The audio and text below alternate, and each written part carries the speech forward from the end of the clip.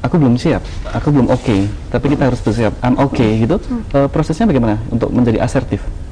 Kita harus kembali kepada potensi kita, bahwa saya adalah orang yang memang harus bisa memberikan yang terbaik kepada orang lain, dan saya adalah orang yang memang baik gitu. Memang baik, iya, saya memang baik, sehingga siapapun yang ada di depan saya, baik dan tidak baik mereka, saya tetap memberikan perilaku saya yang baik. Betul. Gitu. Dan mereka akan kembali baik gitu. Iya, karena Harapannya cerminan orang itu tidak harus bisa menjadikan kontaminasi kepada kita, ikut menjadi bagian dari mereka gitu loh. Dia nggak baik, kita ikut-ikutan nggak baik, jangan gitu ya. Iya, karena tetap kita harus menggunakan I love myself gitu. Saya harus bisa mencintai diri saya sehingga orang pun akan merasakan, merasakan nilai cinta yang ada di dalam, energi yang ada kita di dalam kemudian, kita. Tadi yang ketiga, bagaimana sih Bu untuk sebenarnya Bu Sri sudah bagus ya, seperti Ibu tadi ya, Bu Sri ya pertanyaannya. Ya, pertanyaan Bu Sri tadi bagaimana sih kalau? Iya, yang penting adalah doakan anak. Doa dari Ibu adalah kamu bisa melewati semua tes. Yang penting percaya diri. Dan Ibu yakin kamu bisa, jadi support dengan sebuah motivasi, gitu. Dan kata-kata yang positif tentunya. Tentunya positif, bahwa yakin bahwa kamu bisa dan pasti bisa melewati itu semua. Karena kemudian bisa juga harus menilai, oh tampilan kamu udah bagus, tampilannya kini harus begini. Jadi ada masukan yang juga harus diberikan, gitu, sebagai seorang ibu. Menarik. Kita terima telepon lagi. Halo, selamat malam. Halo, selamat malam. Halo. Ya, selamat malam Pak. Silahkan pertanyaannya Pak. Pak, kalau di Solo ada cabangnya nggak Pak? Baik, cabangnya Faradi ya. Ya, baik.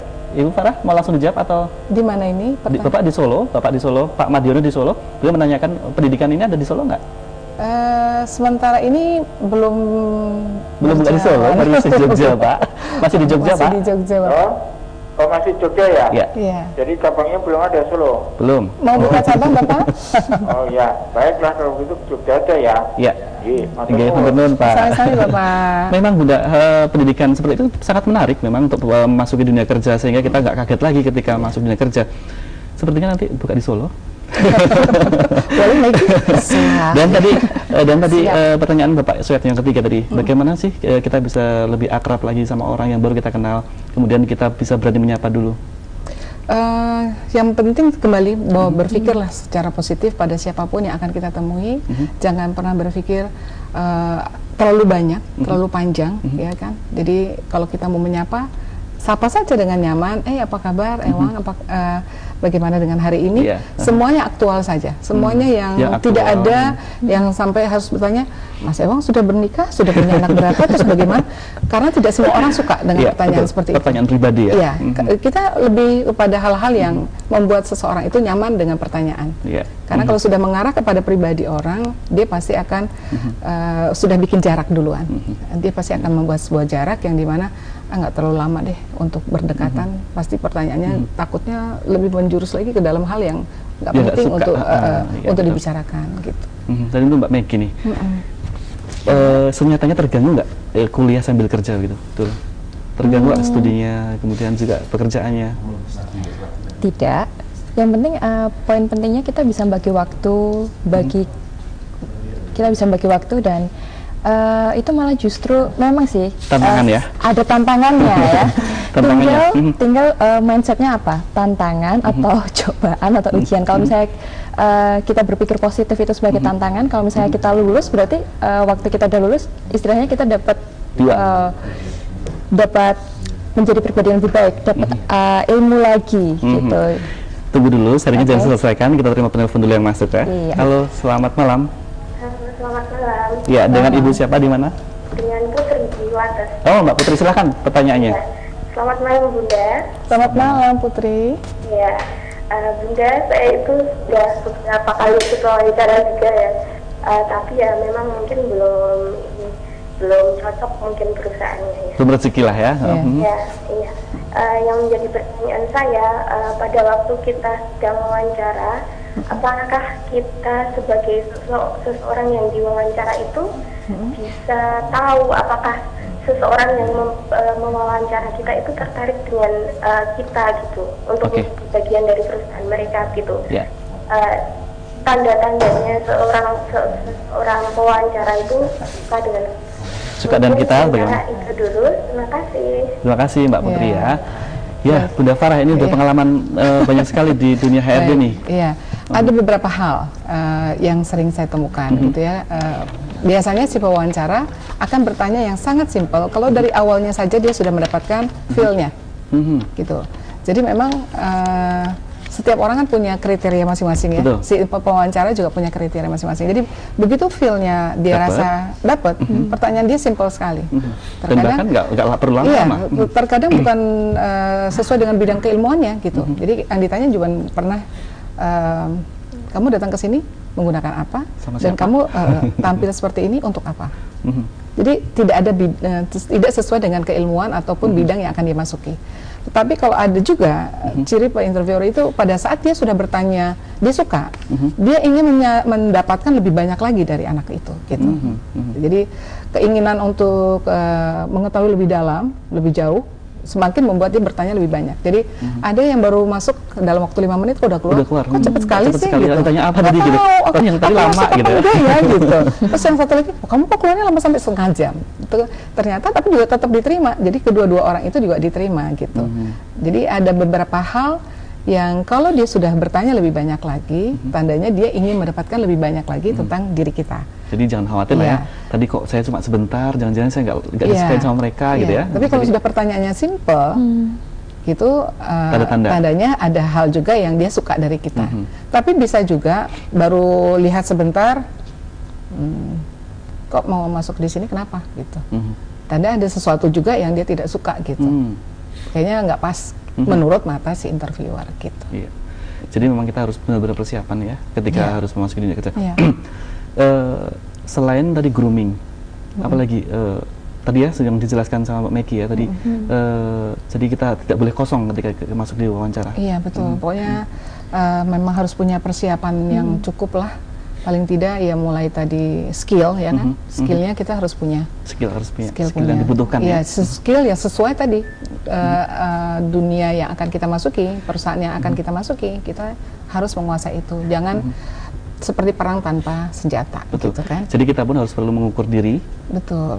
Apakah kita punya skill itu atau tidak? Iya. Karena kalau saat ini kita nggak punya skill dan melamar itu sama dengan bunuh diri. Iya. Ya maksudnya perang tanpa senjata, iya, tadi, kan iya. gitu ya.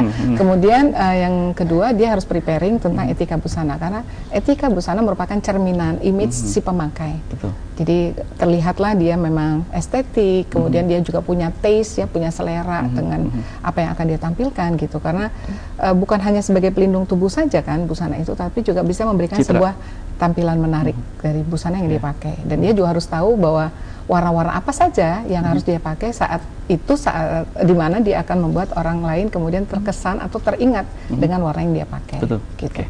Kemudian yang ketiga ya dia harus punya gesture yang meyakinkan.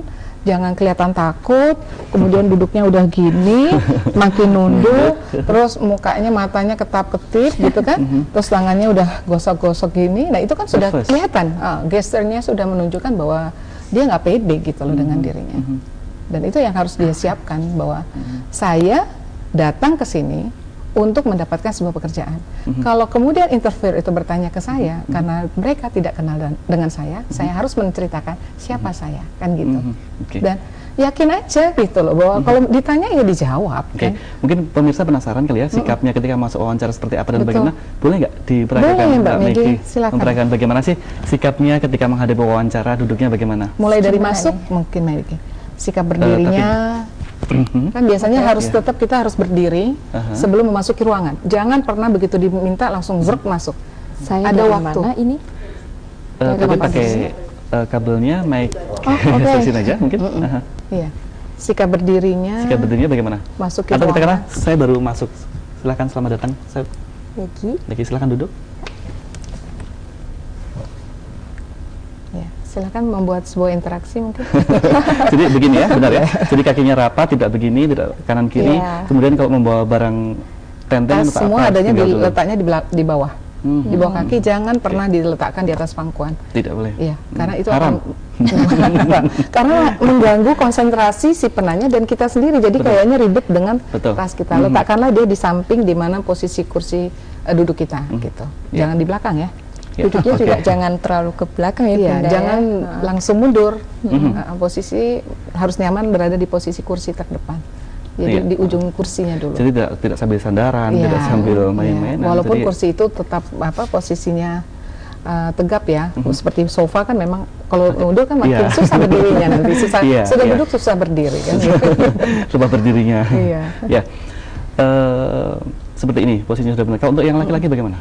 Agak terbuka dengan jarak 1 jengkal. Jadi Antara mungkin begini boleh Iya. saya praktekkan. Boleh, Begini. Iya, seperti itu. Pas. Kemudian saya menghadap ke depan sambil senyum. Iya, betul. Harus senyum. Senyum jangan lupa. Yang kemudian tangan tetap pada posisi ya menakuk seperti ini atau seperti ini, tapi jangan pernah kemudian memberikan gerakan, Mainan tangan atau main mainan tangan, handphone atau iya. pulpen begitu Iya, ya. jangan dimain-mainkan. Jadi itu akan memberikan kesan nervous, gugup, ya sesuatu. Meskipun gugup tapi kita harus Ya, jangan pernah menunjukkan cukup di dalam. Udah Cukup kita saja yang tahu gitu ya. Cukup adanya di dalam tubuh kita. Ekspresinya mainnya dengan, oh iya Bapak baik, terima kasih atas pertanyaannya. Iya. perlu nggak senyum yang menggoda gitu? Jangan. Mungkin kan biasanya pewawancara Itu bisa aks aja. aks aja ya. Cukup aks aja. Mungkin dengan senyum yang gimana gitu. Kayaknya malah membuat gagal. Membuat gagal ya. Sepertinya. Kalaupun Iya. awalnya tidak terlanggeng sepertinya Bunda ya. Oke, ya itu bisa merepresentasikan. Natural aja. Yang penting natural aja, senyum yang tulus gitu ya. Iya, tulus aja, Tulus aja, baik. Jadi maksudnya seperti tadi 227-nya itu bukan hanya karena memang senyum itu harus diberikan atau secara mekanikal SOP-nya harus begitu, tapi jangan menggunakan hanya sekedar SOP. Tapi memang harus dari Memang harus aura dari dalam. dalam bahwa oh ya saya adalah bagian dari perusahaan ini dan tunjukkan bahwa saya yakin bahwa saya diterima atau sampaikan saya adalah orang yang tepat Orang untuk yang Anda perusahaan cari. itu. Ya, kita terima gitu. telepon yang masuk. Oh, Udah. baik. Halo, selamat malam. Halo, selamat malam.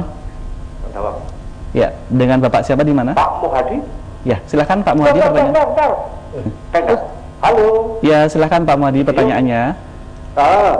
Bunda, Ya. Ya. menurut pengamatan Bunda, bagaimana banyak para sarjana yang gagal mengikuti tes? Apa yang harus kita persiapkan lebih dulu? Ya, terima kasih Pak Muhadi. Yang kedua, Ya. selama pendidikan di tempat ibu itu berapa lama? Ya, Dan biayanya berapa? dan sudah, silakan. Iya. Hmm. Terima kasih Pak Muhadi atas pertanyaannya. Kegagalan itu mungkin saatnya saja yang belum tepat ya kan. Kesiapan si mahasiswanya juga saat dia lulus atau awal tadi persistennya memang belum terbentuk dari saat dia kuliah kan. Sehingga Persiapannya dari awal. persiapan dari awal sehingga pada saat memasuki dunia kerja bisa saja terbawa oleh keinginan yang boleh dibilang karena orang lain ya, keinginan orang lain melakukan, saya juga harus ke situ gitu. Mungkin orang Kan, tua, iya, pacarnya. banyak sekali kan orang banyak melakukan apa ya, sering ikut-ikutan gitu ya. Padahal kemampuan keilmuannya tidak di situ. Jadi ya jangan pernah putus asa karena masih banyak lahan yang kita harus sesuaikan dengan kemampuan kita dan kita harus sadari itu. Sadar di mana Dan kalau kemampuan. memang kita mungkin menyadari kita kurangnya di mana kita Gimana? untuk Tinggal mengambilkan menambahkan. ilmu apa? Iya, karena memang ilmu yang didapat di perkuliahan itu kan hampir sebagian besar teori ya. Ya. Kemudian pada saat dia masuk di KKN atau kemudian dia masuk bekerja, belajar untuk bekerja, disitulah dia mendapatkan ilmu teori yang langsung dipraktekkan gitu. Oke. Nah itu yang harus membuat mentality-nya, kemampuan dia bekerja, skill-nya itu makin menjadi tampil gitu. Keterampilan itu kan tidak hanya bisa dari berdasarkan teori, dari bacaan buku Yeah, gitu, tapi betul. harus memang dipraktekkan gitu Yeah. di dunia kerjanya Yeah. gitu. menarik. Seperti- Tapi kita akan jeda dulu, Bunda. Oh, baik. Ya, pemirsa jangan kemana-mana. Estetika dengan kiat memasuki dunia kerja akan kembali setelah pariwara berikut ini.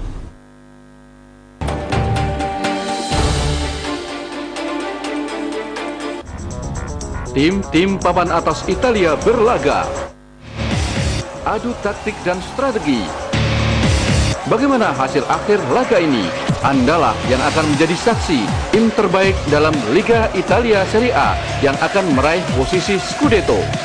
Ikuti terus Liga Italia Serie A setiap Sabtu dan Minggu pukul 23 dan 01.45 waktu Indonesia Barat. Ikuti juga peristiwa-peristiwa di belakang lapangan dalam highlight setiap minggu pukul 22 waktu Indonesia Barat. Jangan lewatkan, hanya di TVRI.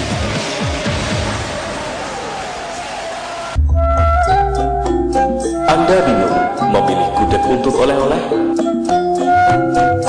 Atau Anda ingin menjamu tamu Anda dengan masakan khas Jogja? Gudeg Yunarni solusinya, menerima pesanan untuk partai besar maupun partai kecil. Gak usah bingung-bingung, pilih gudeg, ya gudeg Yunarni toh.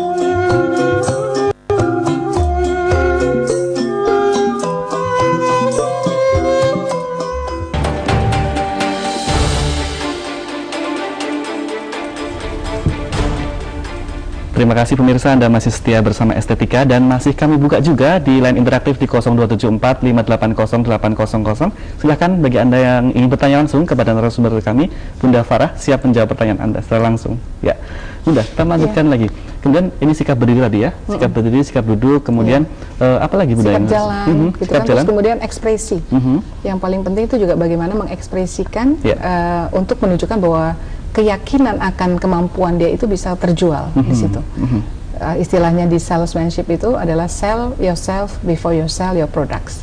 Sell yourself, sell yourself first. Before you sell your products. Jadi sebelum orang tahu tentang kemampuan kita, skill kita, ya kita harus bisa meyakinkan dulu tentang kemampuan kita. Jadi memang paling utama sekali pada saat kita masuk itu harus punya betul-betul keyakinan akan kemampuan diri. Jual diri, itu ya. Jual diri dulu ya. Jual, betul.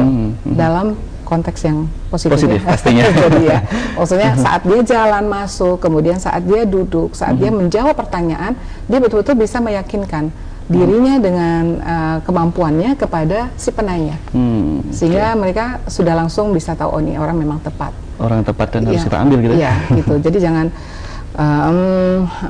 gitu. Jawaban yang membuat ketidaknyamanan itu juga bisa meragukan gitu. Dan kemudian yang kedua juga selain gesture tadi, komunikasinya itu harus jelas, harus bisa membuat respect kepada orang yang sedang bertanya, harus bahasa punya dan jawaban kita harus berkualitas tentunya. Iya, harus membuat menciptakan respect, kemudian ada empati, kemudian juga humble, tidak terlalu berlebihan, kemudian juga clear, jelas apa yang disebutkan. Gitu kan, terkadang kalimat yang tidak jelas juga bisa membuat orang tidak paham atau maksudnya bisa berbeda. Iya, persepsi bisa jadi salah kan. Kalau nadanya, intonasi suara itu salah, apa bisa gitu. Gimana gitu, apanya gitu kan. Harusnya bagaimana, apa yang bisa saya bantu, ditambah dengan seperti itu. Betul. Kemudian saya ke Mbak Meki lagi. Ini kerja di pekerjaan saat ini yang pertama kali atau udah beberapa kali? Yang beberapa kali. Tentu udah melewati tadi ya tahapan-tahapan melamar pekerjaan, menulis CV, interview. Nah, ketika dinyatakan selamat ya Anda diterima di perusahaan ini, tapi ternyata nggak sesuai dengan minat kita, bagaimana mensikapinya? Langsung keluar atau bagaimana? Tetap positif ya Mas ya.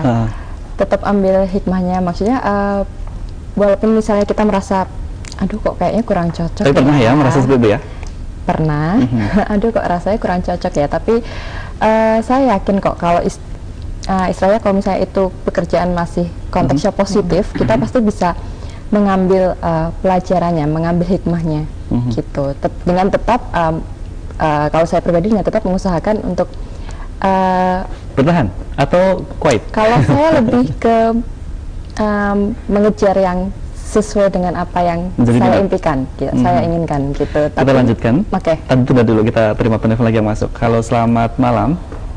Iya, selamat malam. Ya, dengan Mbak siapa? Ari di Solo. Mbak Ari di Solo, silakan pertanyaannya. Ini bagaimana caranya untuk membawa diri sewaktu memasuki dunia kerja yang baru? Karena sewaktu masuk di dunia kerja yang pertama dulu, saya agak trauma gitu karena kan ada sisi kesenioritasan nggak seperti itu. Lalu mereka tuh kayak memandang sebelah mata gitu, jadi sayanya agak minder gitu. Jadi bagaimana untuk agar cepat adaptasi dan bersosialisasi dengan baik di lingkungan yang baru. Ya, terima kasih, begitu saja. Ya, terima kasih Mbak Ari pertanyaannya. Menarik Bunda, beradaptasi di tempat yang baru atau divisi baru. Ya. Sebenarnya membawakan diri itu memang susah-susah gampang ya. Selama kita tetap masih bisa menggunakan attitude kita dengan baik, dengan membawa behavior yang baik, menyapa siapapun yang ada di sekeliling kita tanpa harus membedakan senioritas ataupun junioritas, ya kan. Kemudian selalu punya emotional control, emotional control yang baik gitu, dengan ekspresi-ekspresi yang diberikan oleh senioritas atau orang-orang yang ada sekeliling kita yang mungkin tidak nyaman dengan kehadiran kita. Belajarlah dengan emotional control yang baik. Kemudian ya ketiga tadi juga belajar untuk berpikir positif, bahwa mereka sedang melatih kita.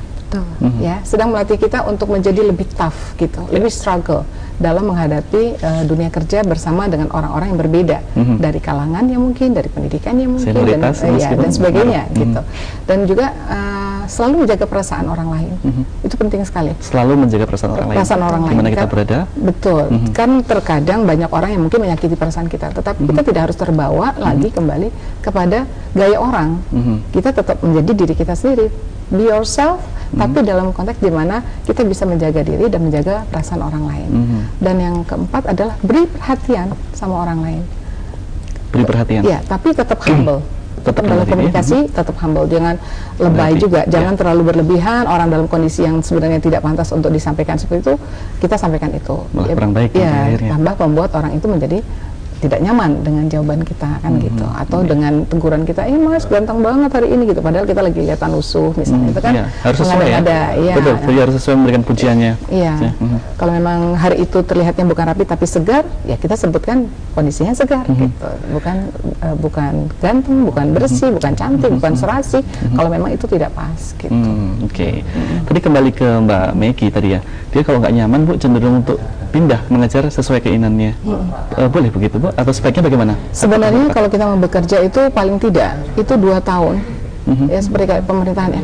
Kita tuh harus betul-betul bisa mengenali lingkungan yang ada dan sampai kita menemukan sesuatu yang bisa kita tarik menjadi sebuah ilmu untuk kita gitu. Tapi kalau kita berpindah dari satu tempat ke tempat yang lain, kemudian perusahaan itu akan melihat gini, oh ini kayaknya kultur loncat.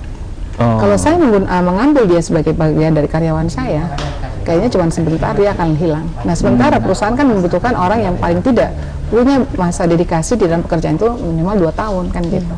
Dengan jeda jelas, enggak.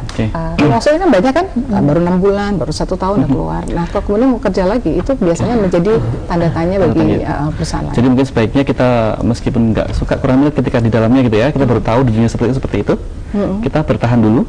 Kita belajar dulu, kita gali dulu di situ, kita ambil pelajaran sehingga kita bisa mendapatkan sesuatu dari situ dulu. Iya, betul. Sehingga nilai tambah kita jadi banyak gitu kan. Nilai kita menjadi lebih banyak. Kalaupun kita nanti mau melamar ke pekerjaan lain, kita sudah mendapatkan rekomendasi. Betul. Gitu. Tapi di dalam waktu kita mau bertahan di situ, kan kadang ada kita mungkin suka disalahkan oleh senior kita, kemudian kita juga kurang disukai, kadang dikambing hitamkan. Mensikapinya bagaimana? Memang hidup ini kan nggak pernah bisa lepas ya dari ancaman, tantangan, hambatan, dan gangguan. Iya, sebetulnya. ATHG, memang pasti ada gitu. Tapi kalau memang kita selalu menggunakan konsep diri yang baik, iya kan, bisa meminta maaf kalau memang kita salah, ya kan, berani menerima sebuah kesalahan, kalau memang itu kita salah gitu kan. Kemudian berani melakukan sebuah jawaban dari sebuah kesalahan tadi juga kan, nyantai aja gitu, bahwa kalau saya salah ya saya minta maaf gitu.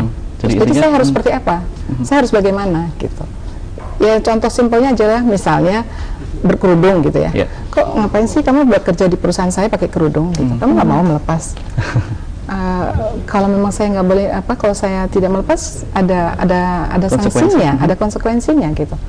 Ya enggak sih, tapi nggak apa-apa kan, boleh kan saya tetap berkerudung gitu. Jadi ada jawaban yang membuat mereka juga sama-sama nyaman tadi, win-win solution tadi, asertif perilakunya. Bukan, ya enggak dong, ini kan udah bawaan saya kan harus pakai kerudung, kan nggak mau dong gitu. Itu kan tandanya membuat sebuah perhatian yang tidak nyaman. Bunda dan juga Mbak Meki, ternyata kita sudah di penghujung acara. Ternyata cepat sekali ya, rasa masih banyak yang ingin ditanyakan tentunya ya. Mungkin bisa disampaikan sedikit secara singkat mungkin benang merah yang bisa kita ambil pada sore hari ini, mungkin agar yang belum punya pekerjaan segera mendapatkannya. Silakan. Ya, tetap ingat dengan 6P tadi, ya kan, tetap ingat dengan 6P, jagalah behavior kita dan dilatihlah menjadi sebuah attitude yang merupakan kebiasaan. yaitu yakin dengan kemampuan diri, persiapkan diri dengan sebaik-baiknya dalam hal dari kemampuan melalui internet ya, skill ataupun dari teman-teman yang pernah bekerja di dunia yang akan kita masuki. Kemudian belajar juga untuk mempersiapkan diri secara gesture, secara sikap tubuh atau secara etika busananya, sehingga totalitas dari sebuah tampilan itu siap kita dapatkan. Ya. Gitu. Mbak Meki, ada yang disampaikan? Self concept itu juga penting, ya, positif thinking, dan tantangan, ancaman, hambatan dan gangguan, anggap itu sebagai sesuatu yang ya itu wajar dalam kehidupan kita, apalagi dalam lingkungan pekerjaan, mulai dari saat kita mencari hingga kita berkarir. Jadi kita berkarir ya. Oke. Semoga kita selalu sukses Bu ya, selalu dalam berkarir gitu ya. Bunda, terima kasih sudah hadir pada sore hari ini, sudah berbagi ilmunya. Juga Mbak Meki, terima kasih sudah berbagi pengalamannya. Dan bagi pemirsa yang ingin informasi lebih lanjut, Anda silahkan menghubungi produser acara sore hari ini di TVRI Yogyakarta, Jalan Magelang kilometer 4. Dan pemirsa, demikian akhir dari perjumpaan kita pada sore hari ini. Saya Ewang Sewoko, mohon maaf atas kesalahan. Sampai jumpa dan selamat malam. Bunda, terima kasih.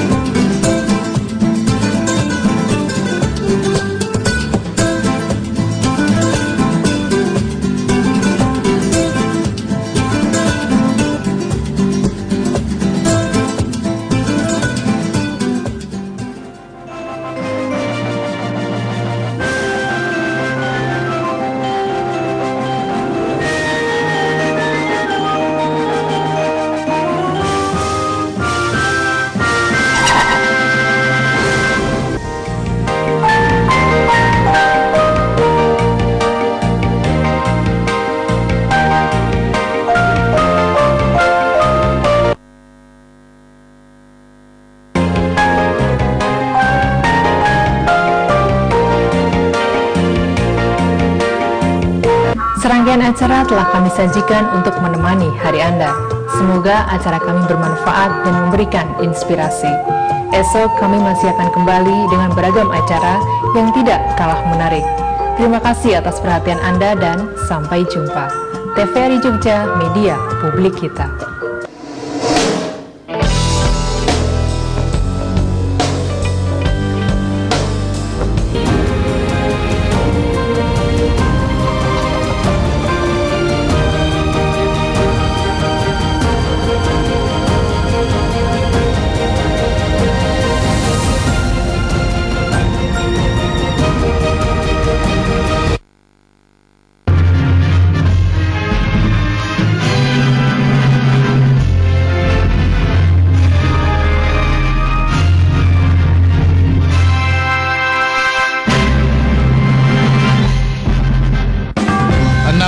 Kepala keluarga di lereng Gunung Sumbing, Magelang, Jawa Tengah terisolasi setelah ruas jalan utama tertimbun longsor.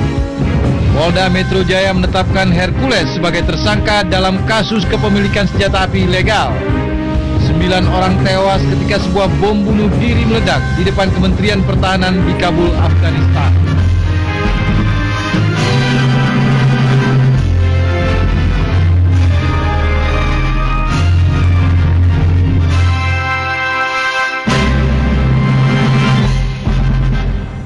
Selamat malam saudara, senang sekali kami kembali hadir di hadapan Anda dalam Indonesia Malam edisi akhir pekan Sabtu 9 Maret 2013, kali ini bersama saya Sari Putri.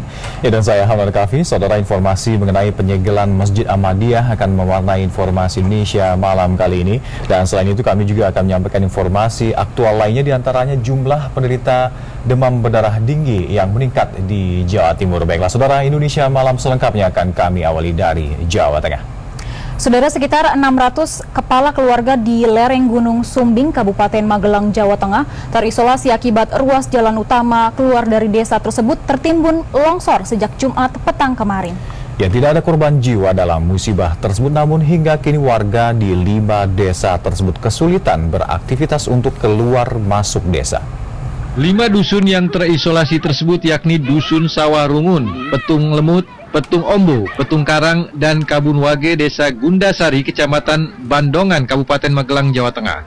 Warga di lereng Gunung Sumbing itu terisolasi karena tanah bukit yang berada di sepanjang jalan kabupaten longsor dan menimbun badan jalan di 4 titik.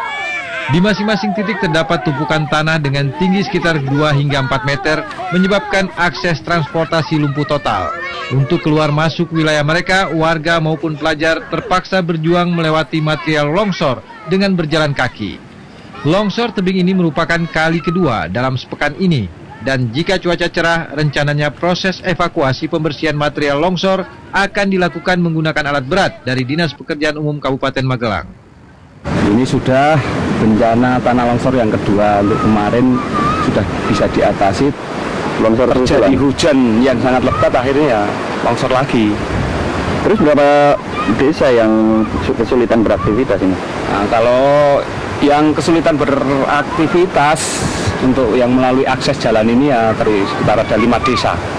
Selain menutup akses jalan, tanah longsor tebing juga menutup saluran 2 titik irigasi pertanian. Warga berharap pemerintah segera mengirim alat berat untuk melakukan pembersihan material longsor agar aktivitas transportasi kembali normal. Saudara, sementara itu 31 titik jalan di Kandangan Loksado Batu Licin, Kalimantan Selatan rusak parah. Ya, pemerintah provinsi sudah mengajukan ke Kementerian Pekerjaan Umum untuk perbaikan infrastruktur penanggulangan bencana.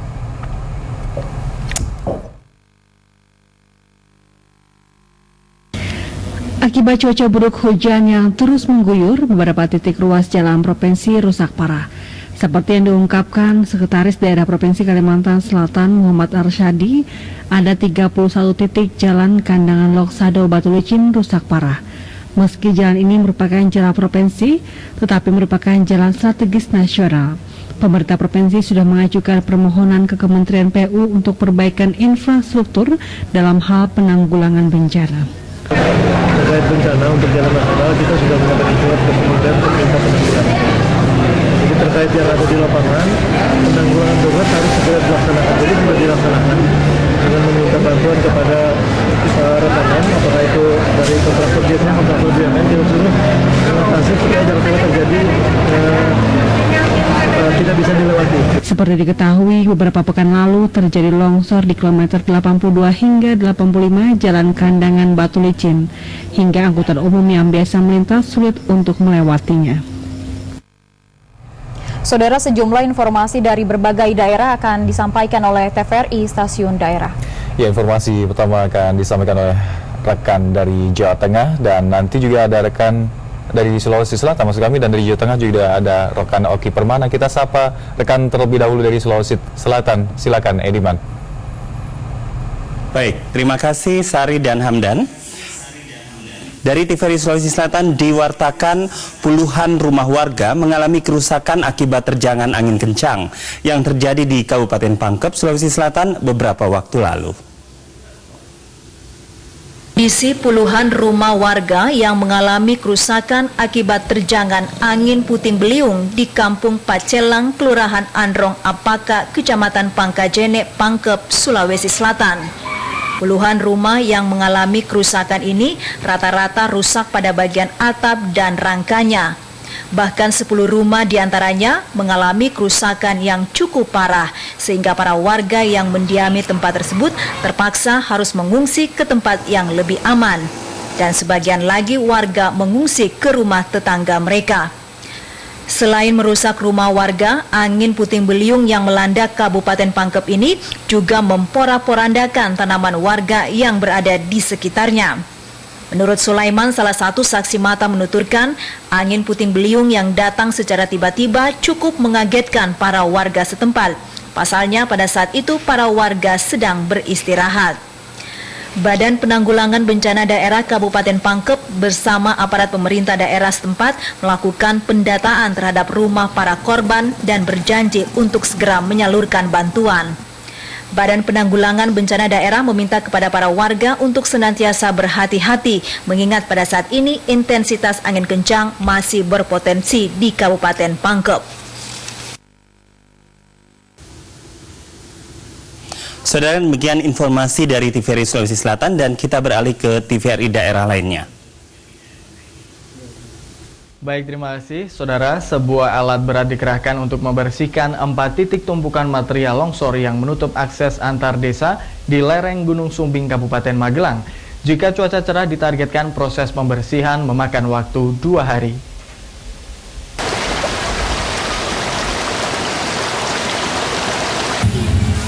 Proses evakuasi longsoran tebing di Desa Gandusari, Kecamatan Bandongan, Kabupaten Magelang dilakukan Sabtu siang dengan mengerahkan 1 unit alat berat. Alat berat direncanakan akan membersihkan material longsoran di 4 titik yang menutup bahu jalan wilayah tertinggi di lereng Gunung Sumbing ini. Longsoran berasal dari tebing setinggi 15 hingga 30 meter di sisi jalan yang labil akibat hujan deras yang mengguyur wilayah ini sepanjang hari Jumat kemarin. Sementara itu, proses evakuasi material longsoran menghadapi kendala cuaca Gunung Sumbing yang kerap berkabut disertai hujan gerimis. Di samping itu, longsor memiliki medan yang terjal juga licin akibat genangan lumpur. Kendala lainnya jika hujan kembali mengguyur, proses evakuasi terpaksa dihentikan sementara waktu mengingat kontur tanah tebing labil serta lokasi longsor tak jauh dari permukiman warga. Aktivitas warga, khususnya warga desa lain ya ini. Kalau ini masih desa Gandusari, Dusun Cangaan, cuma yang ke sana akses jalan ke Panrejo itu tertutup, Pak. Padahal banyak orang yang lalu lalang, artinya belanja di pasar, kemudian anak-anak sekolah, banyak sekali. Berapa dusun, Pak, yang di atas ini? Yang di atas banyak sekali, Pak, karena ini sampai masuk desa lain ya? Desa lain. Akibat longsor ini, warga di 5 dusun yakni Dusun Sawah Rungun, Petung Lumut, Petung Ombo, Petung Karang, dan Dusun Kebun Wage kesulitan beraktivitas. Demikian Agus Munasir, TVRI Jawa Tengah. Sementara itu, saudara, 3 truk menambang pasir yang terjebak material lahar dingin gunung berapi di alur Kali Bebeng, Kecamatan Serumbung, Kabupaten Magelang, berhasil dievakuasi Sabtu pagi tadi. Proses evakuasi berjalan lamban karena cuaca buruk dan minimnya penerangan.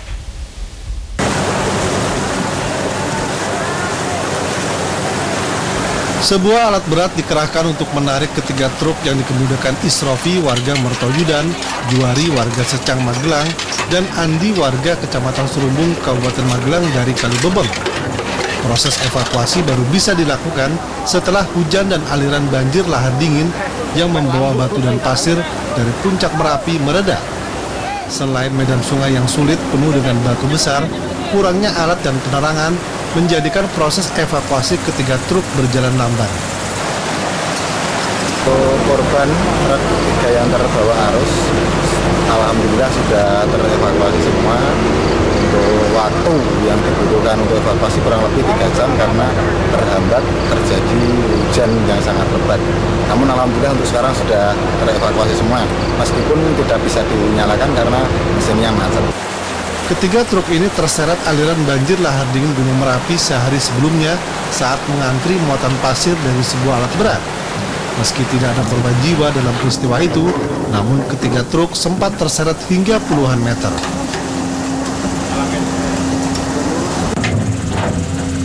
Demikian Agus Munasir, TVRI Jawa Tengah. Demikian informasi dari TVRI Stasiun Jawa Tengah. Selanjutnya kita menuju ke TVRI Bengkulu. Silakan. Terima kasih Oki. Saudara, warga Kota Bengkulu mulai kesulitan mendapatkan LPG 12 kg. Akibatnya mereka beralih menggunakan LPG 3 kg. Sejak 2 bulan terakhir, LPG 12 kg sulit didapat dan harganya mengalami kenaikan dari biasanya Rp80.000 kini Rp90.000 per tabung. Akibat kesulitan mendapatkan LPG 12 kg, mereka beralih menggunakan LPG 3 kg. Iya, susah sekarang cari. Kalau nelpon kadang beberapa agen putus itu. Akhirnya lari ke yang 3 kilo. Sudah berapa lama 12 kilo susah didapat? Kalau kami sih di sini lah lama tante lah. Habis lebaran lah mulai susah. Sementara di tingkat agen, pasokan LPG 12 kg dari PT Pertamina Depo Pulau Bae saat ini masih lancar. Terkait isu kenaikan harga LPG 12 kg sebesar Rp18.000 hingga kini belum dapat dipastikan. Santi Syafril dan Desten Saputra, TVRI Bengkulu mewartakan. Para petani di Kelurahan Dusun Besar, Singaran Pati, Kota Bengkulu mengeluhkan serangan hama burung.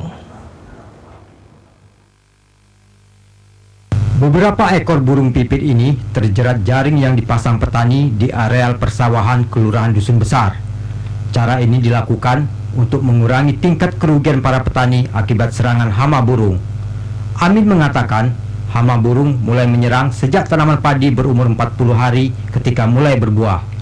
Ia menjelaskan, serangan hama burung seringkali terjadi pada pagi dan sore hari. Burung tahun ini nampaknya agak berkurang daripada biasanya. Tapi masih ada, Pak ya? Masih ada, masih burung-burung sinilah, burung-burung sekitar sini ada kita. Jenis burung apa namanya itu, Pak? Burung pipit. Itu ngatasnya kayak mana, Bapak? Kalau saya ini pasang benang. Pasang benang ya? Karena kalau dijaga satu tempat nggak mungkin kan, karena banyak tempatnya, jadi pasang benang. Selain menggunakan jaring, petani juga menggunakan benang, bendera plastik, dan orang-orangan untuk mengurangi kerugian akibat serangan hama burung. Mitradi, TVRI Bengkulu mewartakan. Demikian, selanjutnya kita kembali ke Jakarta. Silakan. Ya, Fri Kurniawan melaporkan langsung dari Bengkulu, dan sebelumnya juga ada rekan-rekan dari Sulawesi Selatan dan Jawa Tengah. Terima kasih atas laporan Anda. Saudara, Indonesia Malam masih akan kembali dengan informasi lainnya usai jeda pariwara berikut ini. Ya, kami akan menginformasikan sejumlah informasi dari rekan-rekan TVRI daerah lainnya. Usai pariwara berikut ini, tetaplah bersama kami.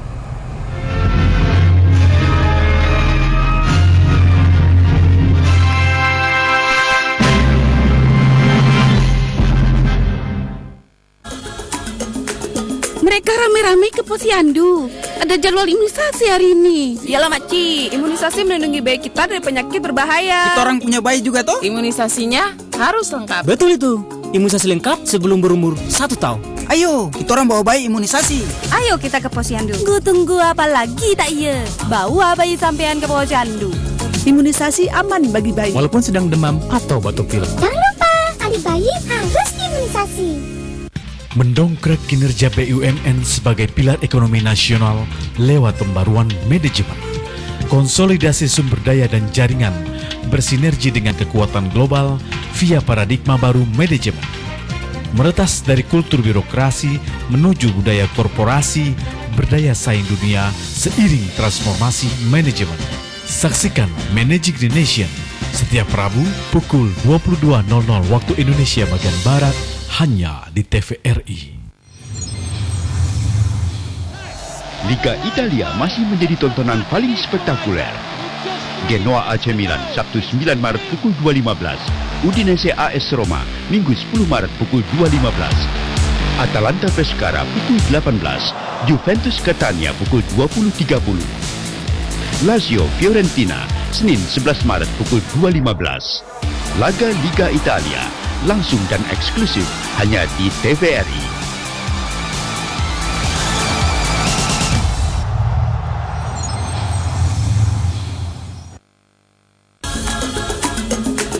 Mereka rame-rame ke Posyandu. Ada jadwal imunisasi hari ini. Yalah Maci, imunisasi melindungi bayi kita dari penyakit berbahaya. Kita orang punya bayi juga toh? Imunisasinya harus lengkap. Betul itu. Imunisasi lengkap sebelum berumur 1 tahun. Ayo, kita orang bawa bayi imunisasi. Ayo kita ke Posyandu. Tunggu apa lagi tak iya? Bawa bayi sampean ke Posyandu. Imunisasi aman bagi bayi. Walaupun sedang demam atau batuk pilek. Jangan lupa, adik bayi harus imunisasi.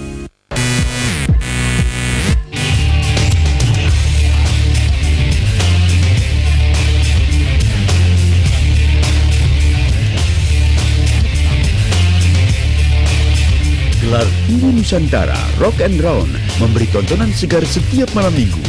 Rock and Round hadirkan petinju-petinju nasional terbaik di berbagai kelas. Gelar Tinju Nusantara Rock and Round setiap Sabtu pukul 22 hanya di TVRI.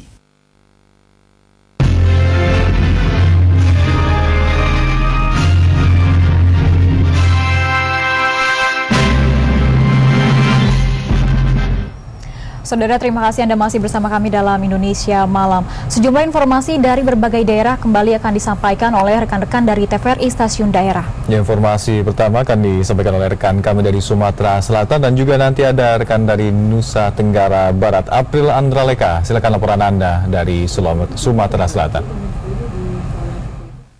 Ya, saudara, pihak kepolisian meminta seluruh tahanan yang melarikan diri ketika terjadi penyerangan di Mapolres Ogan Komering Ulu Kamis lalu untuk segera menyerahkan diri. Kepolisian daerah Sumsel melalui Kabid Humas Polda Sumsel AKBP R. Jarod pada Kopa menghimbau kepada para tahanan yang kabur pasca penyerangan di Mapolres Oku untuk segera menyerahkan diri. Bila tidak menyerahkan diri dalam waktu dekat, pihak kepolisian akan mengambil tindakan tegas. Selain itu, pihak keluarga juga diminta dapat membantu petugas kepolisian membujuk tahanan yang kabur agar mau menyerahkan diri. Dari data kepolisian, ada 18 tahanan Polres Oku dan 2 tahanan Polsek Martapura yang kabur akibat insiden pembakaran itu. Menurut Jarod, pihaknya masih melakukan tindakan persuasif. Apabila para tahanan yang kabur tidak kooperatif, maka pihak kepolisian akan melakukan tindakan represif kepada mereka. Menyerahkan diri, ya, mudah-mudahan mereka ini sadar sedang menjalani penahanan untuk proses penyidikan. Tahanan yang melarikan diri di Polsek Martapura ada 2, di Mapolres Oku ada 18.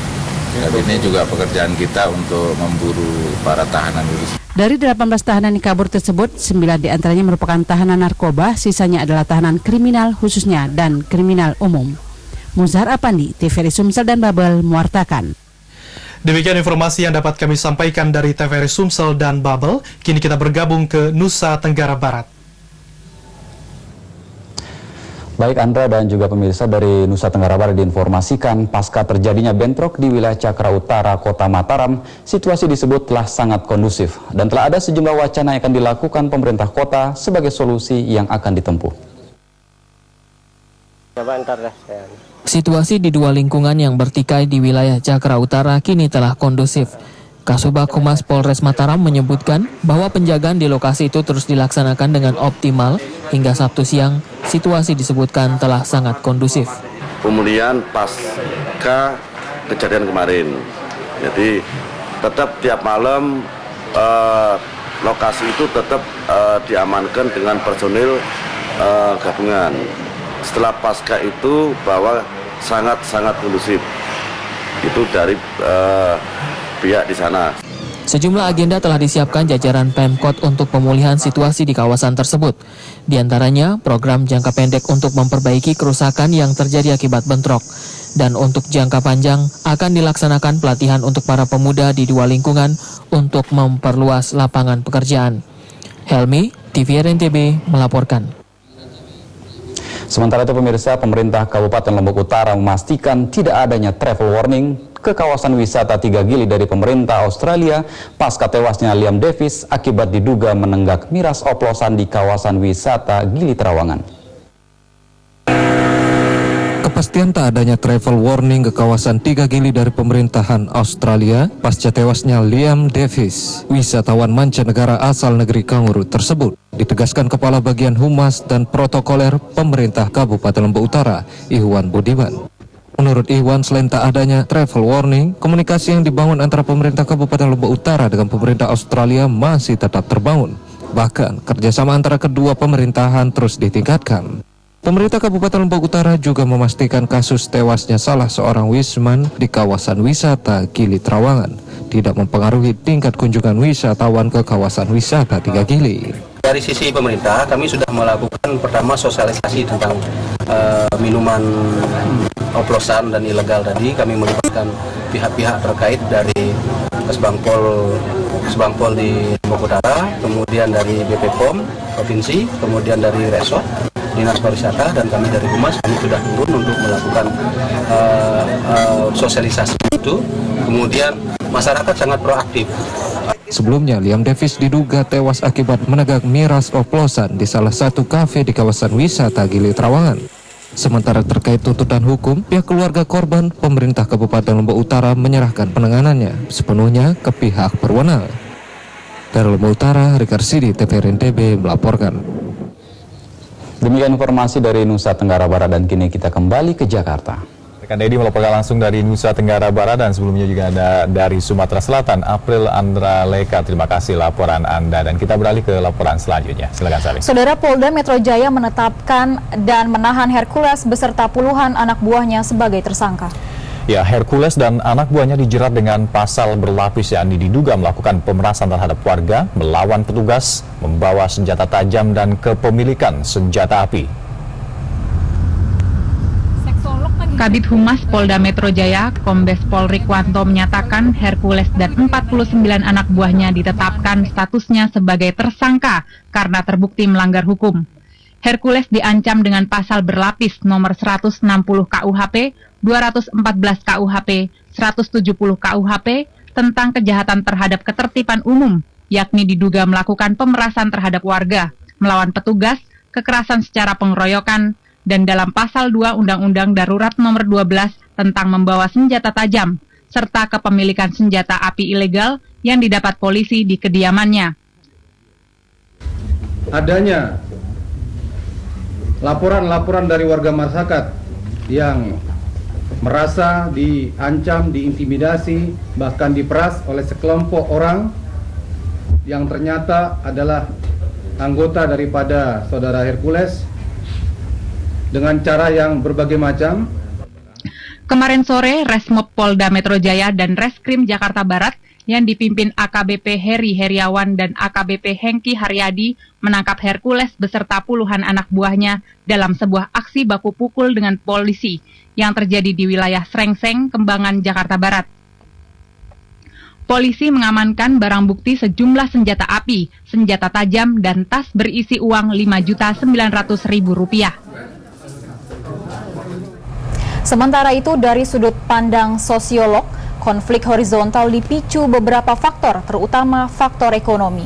Ya, faktor ekonomi yang tidak merata di masyarakat Indonesia memicu sejumlah permasalahan sosial di tengah masyarakat. Salah satunya adalah aksi premanisme.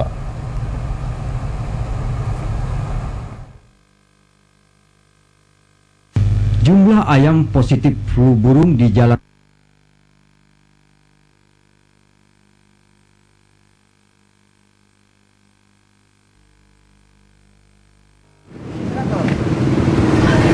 Penderita penyakit demam berdarah dengue atau DBD di Kabupaten Sumeneb belum mengalami penurunan.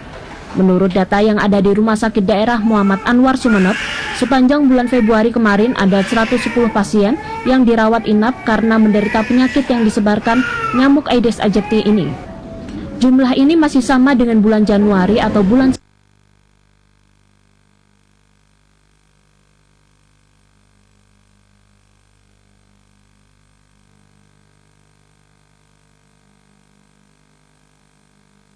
Jumlah ayam positif flu burung di Jalan Panti Asuhan mencapai 19 ekor. Warga Kelurahan Sumur Dewa, Ucu Arunsang mengatakan ayam miliknya mati mendadak dalam 4 hari terakhir. Begitu pagi-pagi kan mau ngasih makan kan. Jadi saya lihat banyak yang ini mati mendadak gitu kan. Berapa ekor, 5 ekor itu. Nah, itu saya kubur. Ya udah biasa, saya kira kan bukan ini kasus flu burung. Hari berikutnya lagi ada lagi, langsung saya lapor ke ini. Sementara tim Dinas Pertanian dan Peternakan Kota Bengkulu, Dr. Hewan Heni menjelaskan ayam dipastikan terjangkit virus flu burung setelah dilakukan tes beberapa kali. Di tes positif 2 ekor. Pertama yang negatif saya tes, kemudian kalau negatif kan kita harus ngambil 3 sampel ya, kita harus lakukan ngerapid 3 kali. Kemudian yang kedua dan ketiga ini positif. Sejak awal Januari 2013 hingga kini, puluhan unggas positif flu burung juga ditemukan di Kelurahan Rawa Makmur Permai, Pagar Dewa, dan Panorama. Warga diimbau untuk melapor ke Dinas Peternakan bila ada ayam mati mendadak. Mitradi, TVRI Bengkulu mewartakan. Saudara kami mohon maaf, informasi tadi adalah mengenai informasi dari Bengkulu tentang sejumlah ayam yang terindikasikan flu burung. Saudara, dari sudut pandang sosiolog, konflik horizontal bisa dipicu dengan beberapa faktor, terutama faktor ekonomi. Ya, faktor ekonomi yang tidak merata di masyarakat Indonesia akan memicu sejumlah permasalahan sosial di tengah masyarakat. Salah satunya adalah aksi premanisme. Menurut kacamata seorang sosiolog sekaligus peneliti, Musni Umar, konflik horizontal dipicu beragam faktor, yakni politik, agama, sosial. Namun yang paling banyak adalah ekonomi. Tercatat di Indonesia terjadi 189 titik konflik sosial dan 169 konflik politik yang rata-rata dilatar belakangi karena permasalahan ekonomi. Faktor ekonomi merupakan faktor pemicu karena masalah kesejahteraan seperti makan, kesehatan, pendidikan, dan lainnya merupakan isu dasar yang dibiarkan berlarut. Konflik ekonomi ini menurut saya itulah yang paling dominan di dalam era reformasi ini. Antara kita lihat antara pengusaha dengan masyarakat gitu ya, antara pendatang dengan penduduk asli. Ini kemudian bertarung begitu dan kemudian akhirnya meledaklah pertarungan. Musni Umar menyatakan selama ini pemerintah kurang tegas dalam menyikapi konflik yang terjadi di tengah masyarakat Indonesia. Pemerintah tidak menyelesaikan akar permasalahannya, namun hanya meredam saja. Selain itu, kasus demam berdarah di beberapa daerah terus meningkat. Ya, di Sumeneb, Jawa Timur sedikitnya 110 pasien menderita demam berdarah tinggi dirawat di sejumlah rumah sakit.